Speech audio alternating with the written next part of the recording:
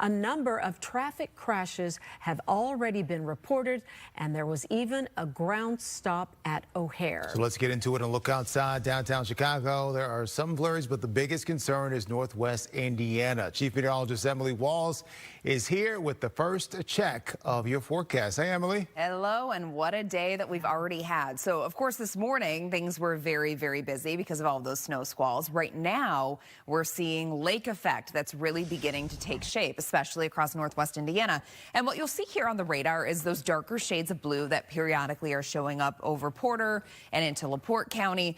I think we're going to see a lot more of that here over the next few hours as this intense lake effect band likely begins to develop. So for those of you that are in Porter County, you still have your winter weather advisory remaining in effect now until 9 a.m. tomorrow. That was actually extended from originally 4 a.m.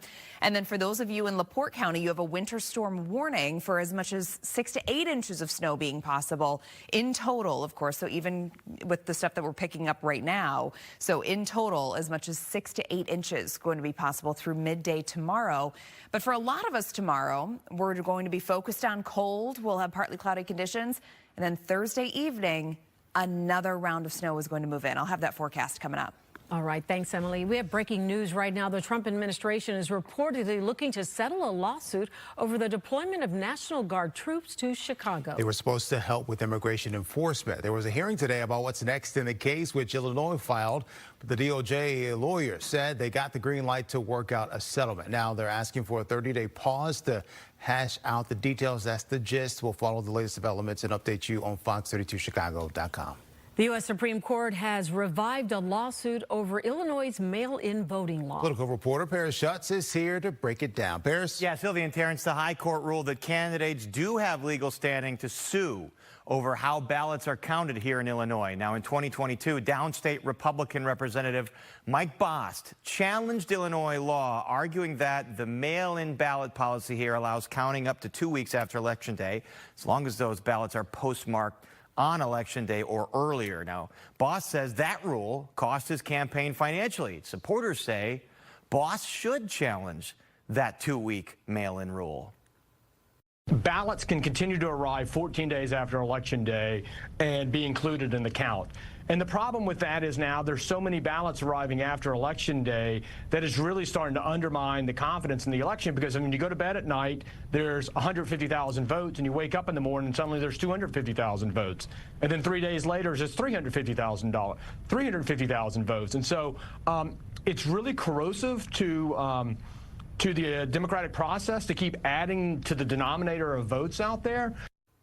It's kind of how mail-in ballot has tended to work all across the country. But Justice Ketanji Brown Jackson was one of the 2 dissenting votes, expressing concern that this could potentially spur an increase in election lawsuits. So currently there are over a dozen states that do accept mail-in ballots received after Election Day, as long as they're postmarked, as we said, on or before that date. The Supreme Court will further consider states can continue to count late arriving mail ballots in the spring. So, Terrence, this ruling specifically narrowly about the fact that Bost has the standing now to sue further over this 14-day mail-in ballot law. All right, Paris, thanks for that clarification. A judge today decided not to let a man from Chicago out of prison. He's been locked up for 30 years for a crime he says he did not commit. The judge set another court date. This case is all about how he got convicted in the first place. His name's Elias Gomez. He was convicted of murder back in 1995. He's been in prison ever since. Gomez says he is innocent. His lawyer says the CPD detective pressured a witness to pick him out, then lied about it in reports and in court. Turns out the detective was part of a group later tied to torture, forced confessions, and fake evidence in other cases. The city has paid out millions because of that group. Well, now Gomez's lawyer wants a new trial. He says the evidence can't be trusted. The judge said he can't let Gomez out yet because first the court has to decide if Gomez gets a new trial. Then they can talk about release or bond. After court, his family talks about what it's like waiting so long. My dad's been gone 30 years. I'm 31 years old. He has 2 grandbabies to come home to that he missed, 12 years of my daughter's life, 2 years of my son's life, and 30 years of mine. So, it's tough, but, we're going to keep fighting. At that hearing, the judge could give him a new trial, say no, or set up more arguments. If the judge says yes to a new trial, Gomez could get out while the case continues. Police are alerting residents in Humboldt Park after a sexual assault happened during the day. Leslie Moreno is live with what police are saying and how neighbors can help. Leslie. Hey guys, good evening. Yeah, Chicago police say a woman was sexually assaulted on Monday evening at around 4:30. Police are now urging and warning residents and people in this area to be aware of their surroundings. Police say this all happened near the 1400 block of North Lawndale. Investigators say a man approached a woman on the sidewalk, forced her into a nearby alley, and sexually assaulted her before taking off on foot. This happened in broad daylight in a busy neighborhood, which is why police issued a community alert. The suspect is described as a black man between 25 and 35 years old, about 5'5" to 5'10". They say he weighs around 160 to 180 pounds. Police say he was last seen wearing a gray sweater, dark pants, possibly ripped jeans, black shoes, and a dark beanie. We spoke with neighbors in this area earlier this afternoon. They're shocked to hear about the incident. Yeah, like you said, it's kind of shocking because, I mean, for the most part, you know, we don't have that much. I mean, the area's gotten better the last few years, but we still have crime around here. But like I said, most part, this block here, we all look out for each other. So, but yeah, I'd let everybody else know about it. 'Cause a bunch of my neighbors have cameras out here too, especially in the back alleys here. So to just be alert, you know, beware of your surroundings. Try not to be caught up on your headphones or something like that, and yeah, just, you know, keep an eye on everything. See something suspicious, call. And again, police are urging residents in this area to just be aware of their surroundings. They're also asking if they can check their cameras to see if they notice anything strange and, of course, report it to police. For now, reporting live here in Humboldt Park, Leslie Moreno, Fox, Chicago. Thank you, Leslie. Here's something to think about. Chicago is considering raising its downtown hotel tax to boost tourism. That's according to the Chicago Sun-Times. It says the tax could go up from 17.5% to 19%. That would be the highest in the nation, with the goal of generating $40 million in new revenue to attract conventions and tourism. That money would also apparently be used to fend off competitors that are bad-mouthing the city. There's supposed to be a public hearing on the tax, which would then be followed by a city council vote. Have you heard there's big reaction today to Time Out Market closing for good next week? Yeah, the company also announcing it's closing its Boston location, leaving just one U.S. market, and that's New York City. Casey Cronus is live in Fulton Market with what we know about this. Casey? Sylvia and Terrence, as Chef Art Smith put it, Time Out is taking a time out. A Fulton Market staple since 2019, the food hall will close down on Friday, January 23rd. Time Out Market CEO Michael Marley says inconsistent foot traffic and higher operating costs led to what he calls a difficult decision to shutter the business.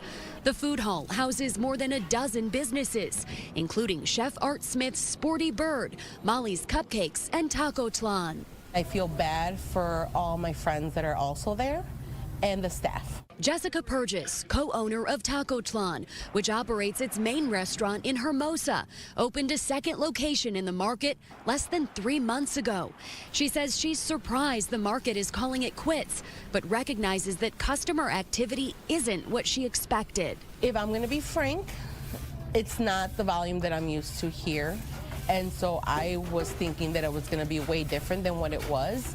I know that they had told me a couple times that I was one of the top vendors, day to day, month after month. And for them to tell me that and for me not to be excited about the numbers didn't really say much. Sam Toya, president and CEO of the Illinois Restaurant Association, explains that since the pandemic, there's been a 38% increase in product costs, a 35% increase in labor costs, and a 19% increase in fixed costs, hikes that are ultimately passed on to the customer. Customers can only afford so much price increases before they stop going back. He adds that restaurants are still feeling the effects of hybrid and work from home schedules. When they opened these food halls, we had over 600,000 people coming down to the Central Business District. A lot of them were going out to lunch. Inflation wasn't as high. That was their model. Then inflation went up so big, and we only have 60% of the people working downtown because of these hybrid work schedules. And I think that's the problem. In the first half of 2025, Toya says nearly 500 restaurants in Chicago closed. While the market's last day isn't until next Friday, some business owners inside are already packing up. Reporting live in Fulton Market, Casey Cronus, Fox Chicago. Verizon's having a huge outage today, and it's still not fixed. Thousands of customers got slammed with SOS mode, killing calls, texts, and data. Verizon's the biggest carrier in the U.S., but they haven't explained what went wrong or when it will be back to normal. An hour ago, they posted an update saying crews are out trying to fix it. The DOJ steps back from one investigation into a shooting involving an ICE agent. But another investigation continues. Why that split is driving people into the streets. A funding threat from the White House puts Chicago in the crosshairs. Illinois leaders say the president cannot do this, why this fight is far from settled. Illinois counted on online betting for steady cash, but new taxes are testing that plan. Come on back.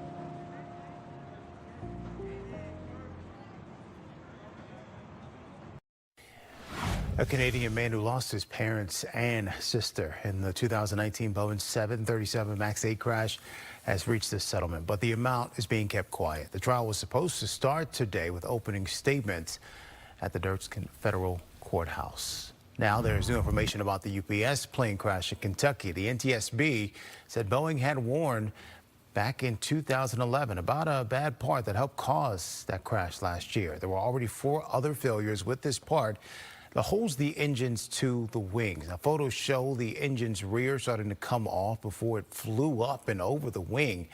The plane went down in Louisville right after takeoff. It killed 3 pilots and a dozen people on the ground. Over 70 House Democrats are pushing to impeach Homeland Security Secretary Kristi Noem. The 3 articles of impeachment were drafted by Illinois Congresswoman Robin Kelly. Secretary Noem, you have violated your oath of office, and there will be consequences. I am watching you. Members of Congress are watching you. The American people, most importantly, are watching you. And most of all, we are not liking what we're seeing. If you believe impeachment is silly, then you are not taking your job or our Constitution seriously. The 3 articles of impeachment against Noem include obstruction of Congress, violation of public trust, and self-dealing. This effort comes just a week after the fatal shooting of 37-year-old Renee Good in Minnesota by an ICE officer. DHS has responded to the articles of impeachment by calling it, quote, silly during a serious time, claiming Kelly is more focused on showmanship and fundraising clicks than actually cleaning up her crime-ridden Chicago district. Kelly is running to fill the seat being vacated by Senator Dick Durbin. The Chicago law firm that won a huge settlement in the George Floyd case is now representing the family of Renee Good, the Minneapolis woman shot by ICE. Antonio Romanucci and his team are heading to Minneapolis this morning to start a civil investigation into her death. They're looking to file claims against ICE, the federal government, and anyone else responsible, promising to keep things transparent. The firm said the family is asking for peace, stating that Renee's wish was to be good and not be used as a political pawn, but as a symbol of peace for all.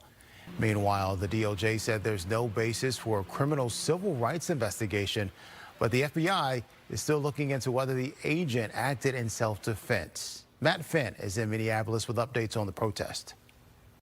Faith leaders in Minneapolis holding an early morning vigil. Wednesday marks 1 week since the 37-year-old activist was fatally shot during an interaction with an ICE officer minutes after dropping her 6-year-old off at school. What we have all gone through is not normal.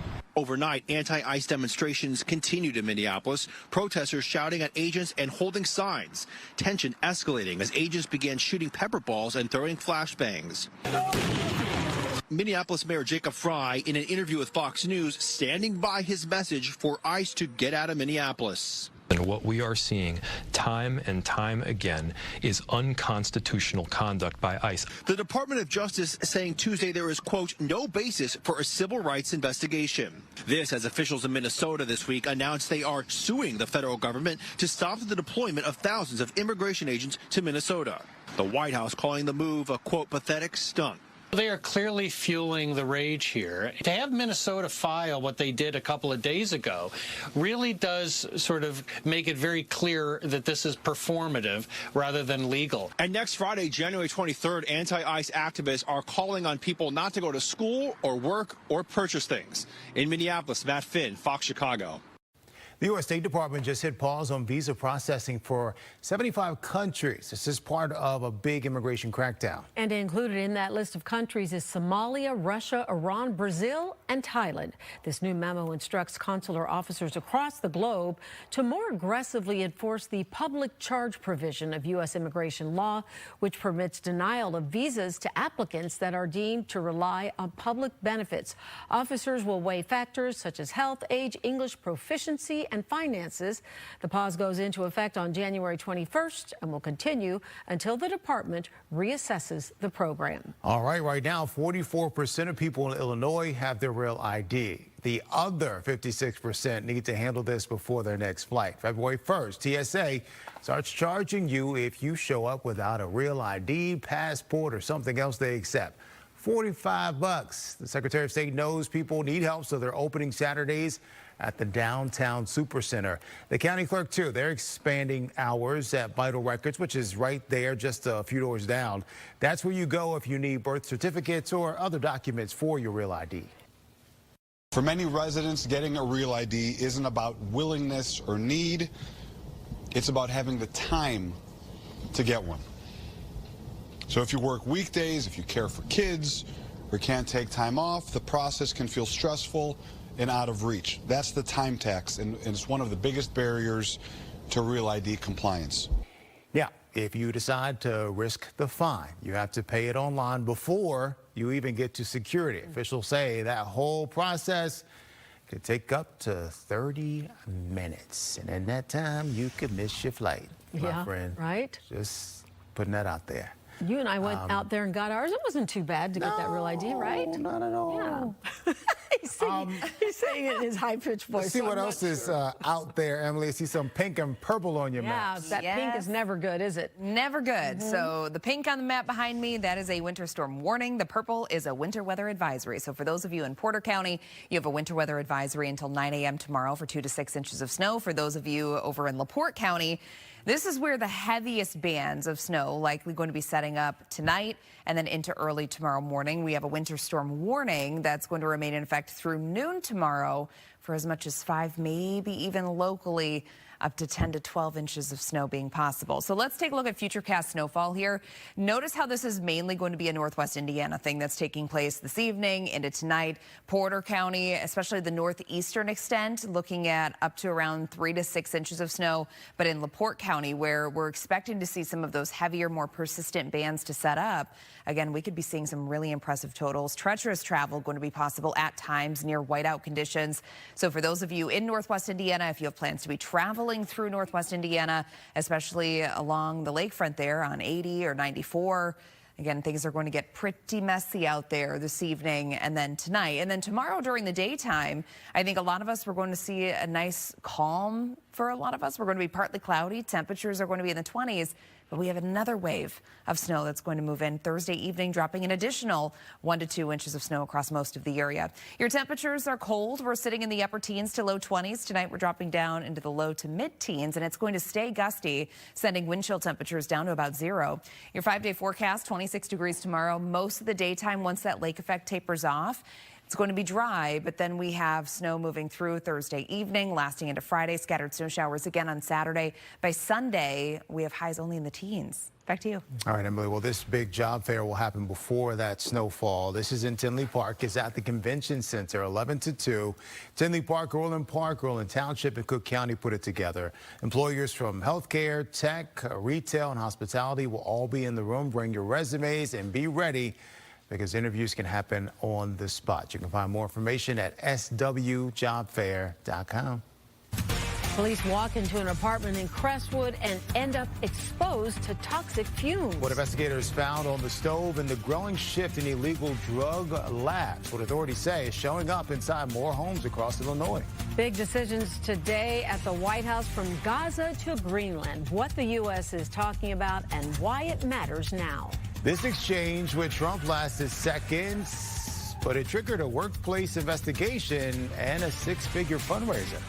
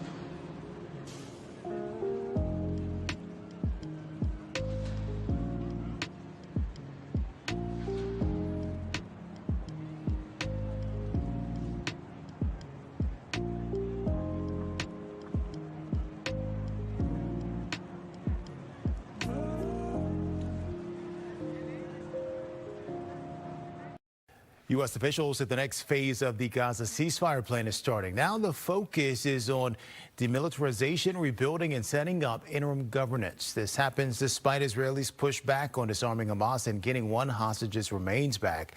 This plan involves a new Palestinian committee to handle day-to-day running of Gaza and international forces to back a Palestinian police force. 2 months after the ceasefire between Israel and Hamas, Chicago area Palestinians, along with members of the local Jewish community, are raising their voices. They're condemning what they call settler violence and segregation by Israelis in the West Bank. Scott Schneider joins us now with details. Yeah, Sylvia and Terrence, just this month, as you just saw, Israel began demolishing more than 24 buildings in the West Bank as part of what the government is describing as an anti-terrorism effort. However, local Palestinians maintain the military is conducting racist and genocidal attacks on refugees. Chicago's Office of the Council on Islamic American Relations hosting today's event, detailing some of the fallout from the alleged demolitions taking place in what's been described as an organized effort by the Israeli military to move Palestinians out and ultimately annex the West Bank.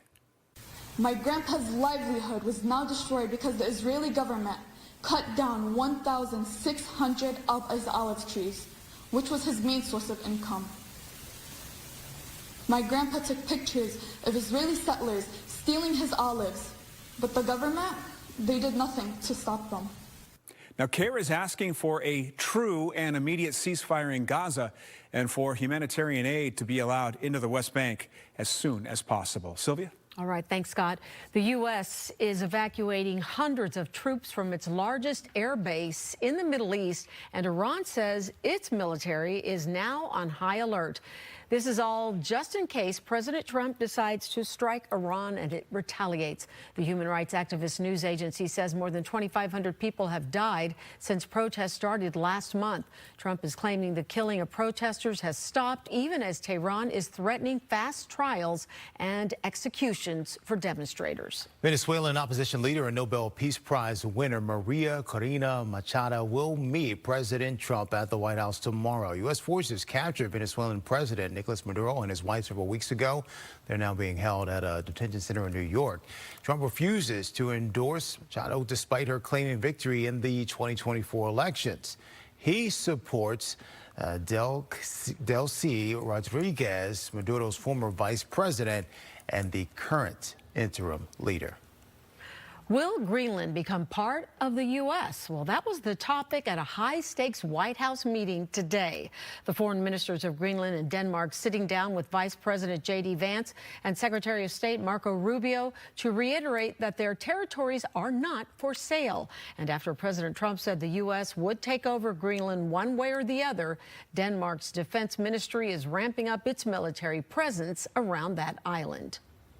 The president has made his view clear, and we have a different position. Greenland plays a critical role in protecting both North America and Europe from incursion. That needs to be in control of someone who's even stronger than NATO. That's the United States of America.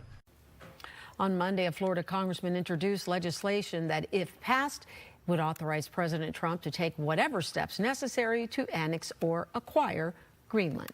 Well, a lot of people were talking about the video that caught President Trump having a strong reaction to a heckler at a plant in Michigan.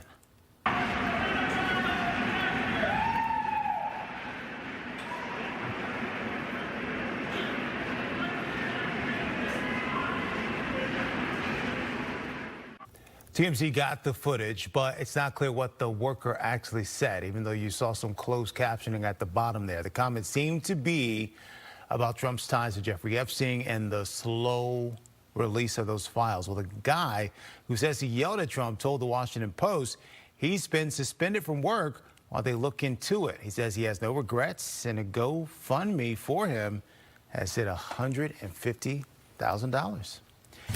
Illinois' new gambling tax, sports gambling tax, is supposed to be bringing the state desperately needed money. But instead, a new report finds that tax could be scaring people away and may even have some taking an illegal route to place their bets. We're feeling the impacts of that lake effect snow. I'm Brett Bogaski live from Gary, Indiana. Coming up, we're going to show you how it has impacted road conditions, but also how it's preparing people for this weekend. Bears and Rams. After the worst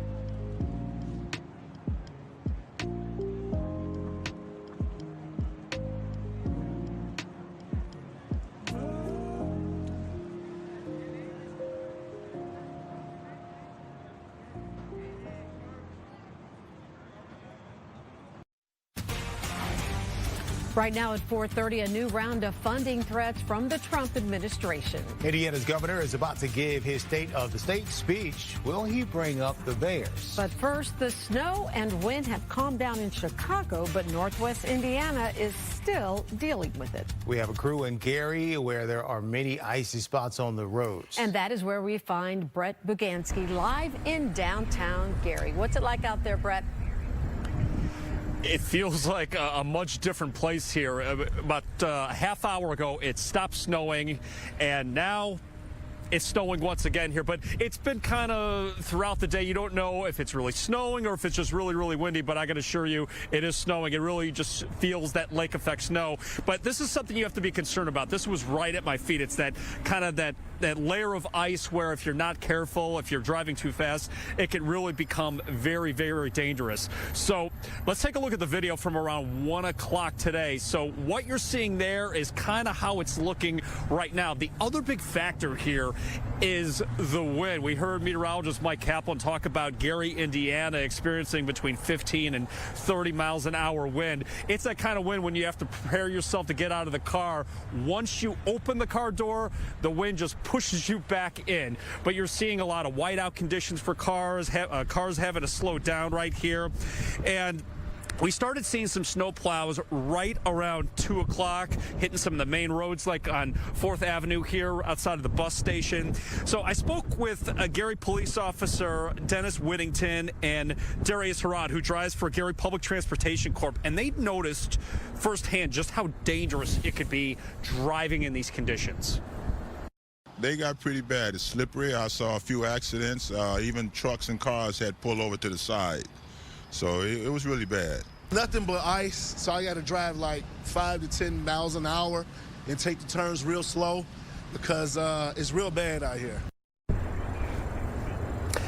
Yeah, you know, since we're in Gary, Indiana, it's one of those things where you talk about the Chicago Bears and whether this weather is going to help them. They all agree, even though it could be pretty dangerous and it could really mess up your commute, they all agree that if we have this weather for Sunday, it's only going to bode well for the Chicago Bears when they take on the Los Angeles Rams at Soldier Field. But for now, we're live in Gary, Indiana right now. Brett Bugansky, Fox Chicago. All right, Brett, thank you. Let's take a live look outside. Emily, oh my goodness, this cold is hidden like a mist block. It is. Like a mist block. That's a sports thing. You know, It's blitzing Chicago. It's blitzing. Yeah, it's forming like a fourth quarter defense. You're starting to lose me, them at us. I know. But I am impressed that, you know, you've got these sports puns just kind of I'm rolling really impressed, actually, yes. Yeah.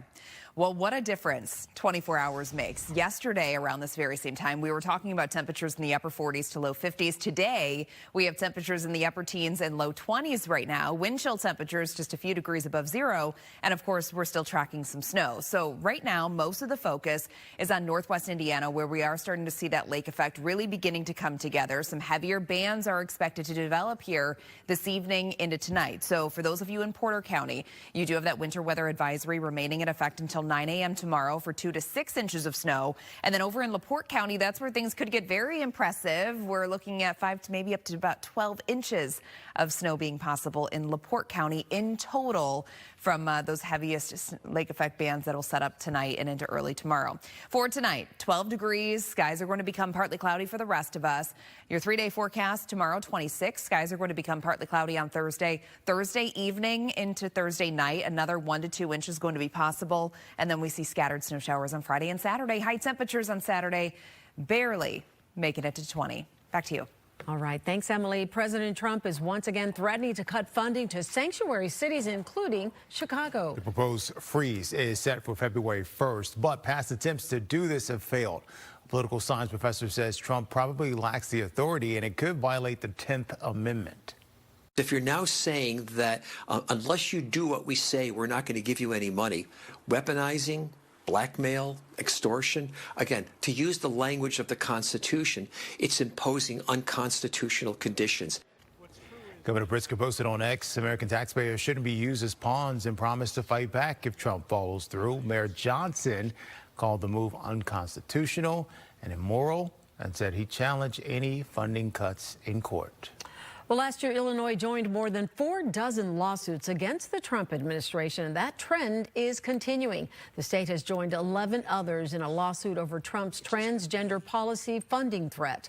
This lawsuit argues HHS is illegally using federal funding to coerce states into discriminating against their residents. On the first day of his second term, Trump signed an executive order stating that the U.S. would only recognize 2 sexes, male and female. In a few hours, Indiana Governor Mike Braun's giving his second State of the State address. The 2026 Indiana General Assembly session started early. Back in December, state lawmakers met up and voted down a federal Republican push to redistrict Indiana. Nobody knows exactly what he'll say tonight yet. Well, people expect him to talk about affordability and healthcare transparency, stuff he worked on as a senator. And then there's his big thing, overhauling the property tax system. Now, from Illinois, we're also watching to see if he mentions the Bears. The team's been talking about building their new stadium in Gary instead. Anyway, Ron starts talking around 6:30 Central. We will recap it all for you on the news at 9. A consumer alert, that is, the FDA is expanding a cheese recall. So take a look at your screen. The Pecorino Romano cheese recall centers around possible listeria contamination. There are actually 5 impacted brands: Locatelli, Boar's Head, Ambriola, Members Mark, and Pina. The FDA published the initial recall in November. The cheeses were sold across 20 states, including Illinois, Indiana, and Wisconsin. Crystal meth labs are putting law enforcement at risk. A warning from authorities about why this is happening and what parents should be telling their children. Is Illinois' new gambling tax stopping people from betting? We'll tell you why one organization says it's costing the state money. Amazon is getting tough on some of its suppliers. Why that could mean customers could be seeing lower prices. It's starting the day with hope. Knowing you're in the right place. Having access to advanced treatments and the most experienced cancer experts. When you're facing cancer, it's not just one thing that makes the difference. It's everything. The big, the small, the unexpected that helps you keep moving forward. Advocate Healthcare. Cancer care that makes the difference.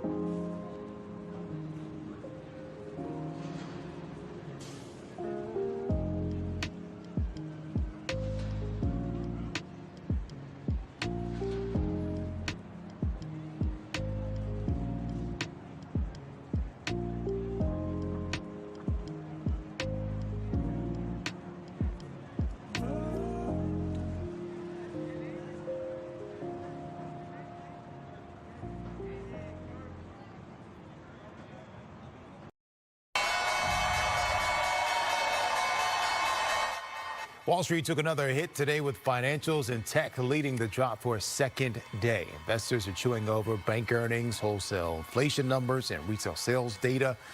Big names like Goldman Sachs, Morgan Stanley, and BlackRock report earnings tomorrow. We'll see how many people filed for unemployment last week. Could Amazon items get cheaper? The company is pushing suppliers to cut costs now that tariffs on Chinese imports have been lowered. Meanwhile, the Supreme Court is deciding if Trump's tariffs on China and other countries are unconstitutional, which could mean importers get back nearly $150 billion in refunds. Illinois' new online gambling tax is taking its toll on consumers and threatening to have a negative impact on state revenue. That's according to the Sports Betting Alliance. It says while budget deficits are predicted to be huge for the next fiscal year, that new tax could prevent people from placing bets.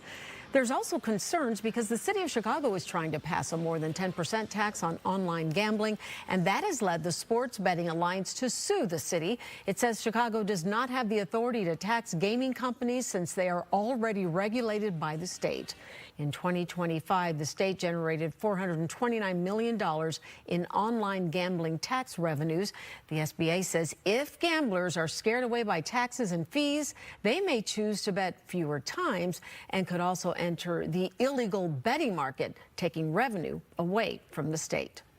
Back in the early 2000s, crystal meth and the janky home labs people set up were a massive safety hazard for police. Today, those dangers still exist. Unit 32's Tia Ewing explains how and why in tonight's special report. Yeah, 1730 County, we made entry. He's live. 10-4. Last September, Crestwood Police and Fire were called to this building in the 12700 block of South Central Avenue. It was for a well-being check, later reclassified as a potential crystal methamphetamine lab with hazmat level 2 concerns. County fireman ambulance out here. I had 2 of my officers exposed to whatever was being cooked inside that unit. 8 first responders, 4 police officers, and 4 firefighters were taken to the hospital after they began experiencing negative effects from fumes being released from an unknown substance on the stove in a ground-level apartment. In addition to the fumes, they also found 38-year-old John Fiacchino unresponsive and rushed him to the hospital. He is now charged with 2 counts of felony possession for meth and mushrooms. He's also charged with reckless conduct for creating a level 2 hazmat situation in his home by setting up what appeared to be a methamphetamine laboratory. The ISD crime lab is going to contact those 3 directly. The Illinois State Police Department's clandestine lab team also responded to this incident. They specialize in dismantling and disposing hidden drug labs.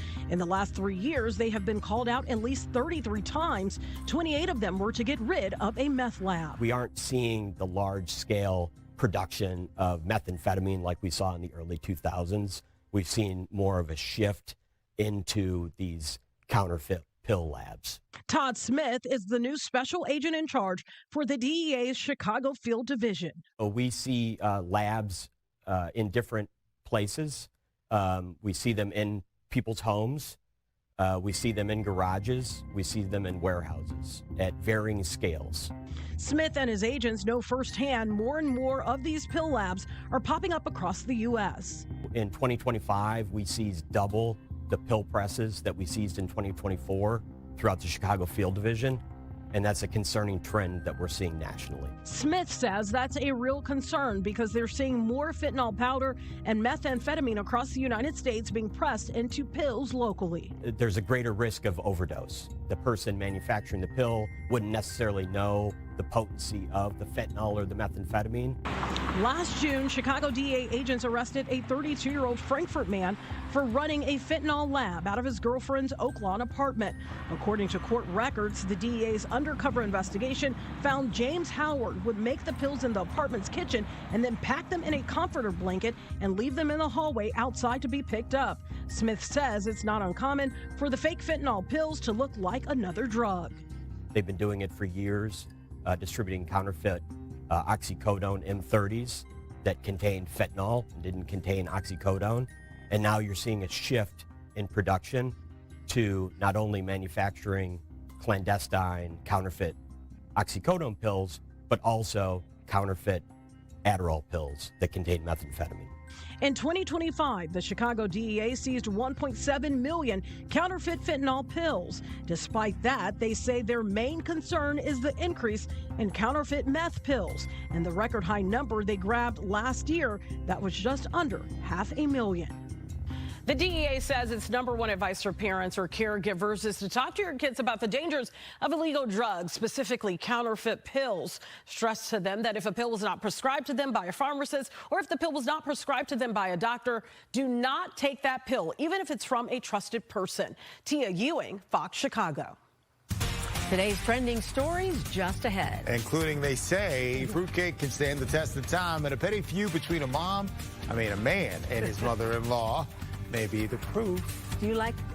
No. Heck no. Okay. Plus, more snow and colder temperatures may be headed our way. Emily has the full forecast. But first, wow, take a look at this, T. Look at their trip home. Wow.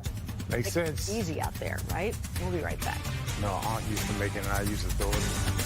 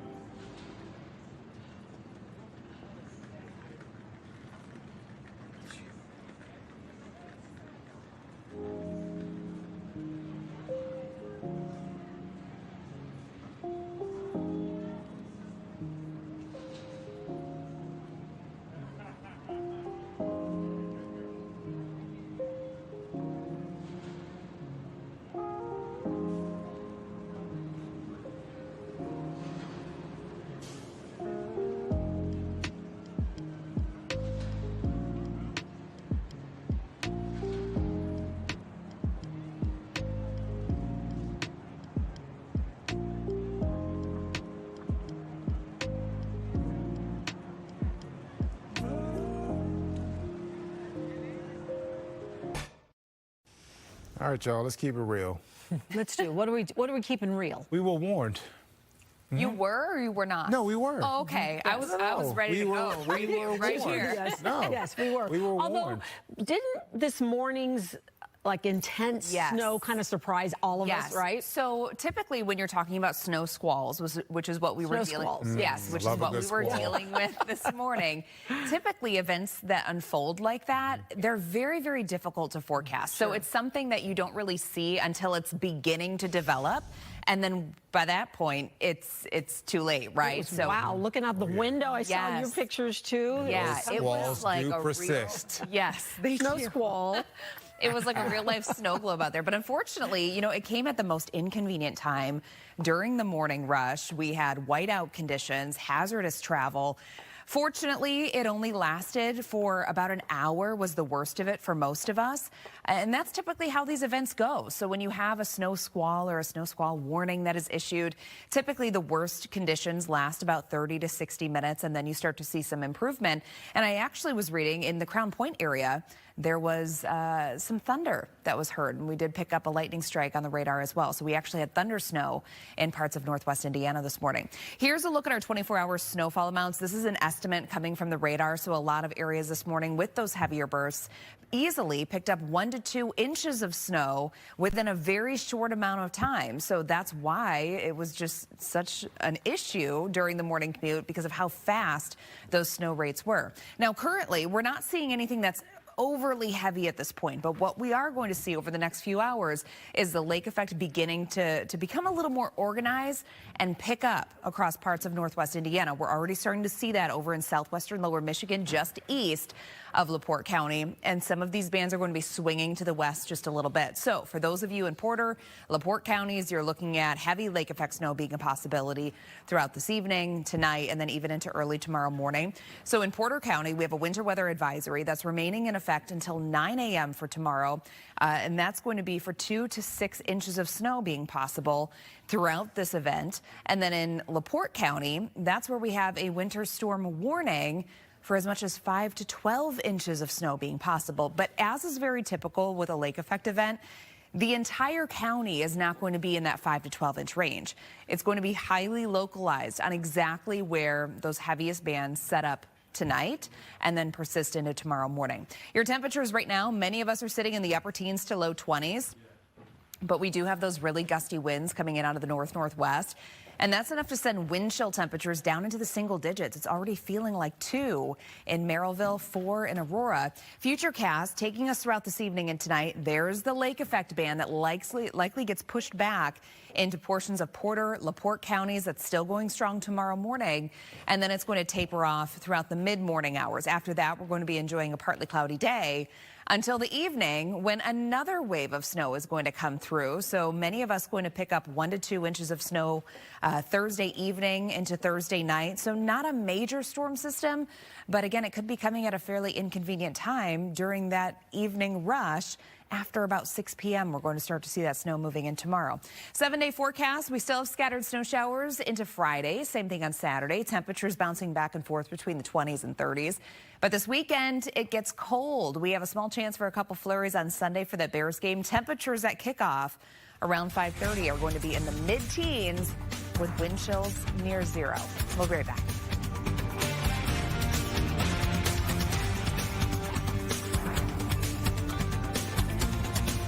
Fox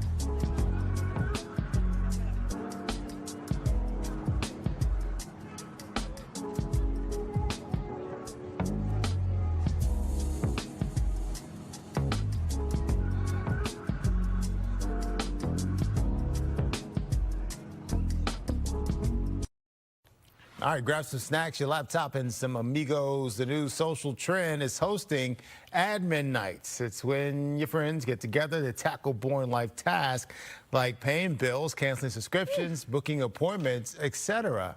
The goal is low-cost hangouts to double for motivation and accountability. I kind of like that because you might have some friends who are better at actually talking to people on the phone and canceling things. Because I'm still at the age of 39 going, hey, Ma, how am I supposed to tell these people I don't want this service no more? So I like that's a good idea. I think that's a great idea because it will motivate you, right? So when's our first admin night? And what are we getting rid of? Do you know? I got a bunch of services I need to get rid of. I'm sure we both have lots to do, I'll let you tackle that. Okay, can I ask you this question? Because you're always saying, don't be asking me about my personal life. Go ahead, I'm ready. Hey, T, what time do you get up? I come into work at 11:30 and I get up at 11. Do you really? Cut it that close?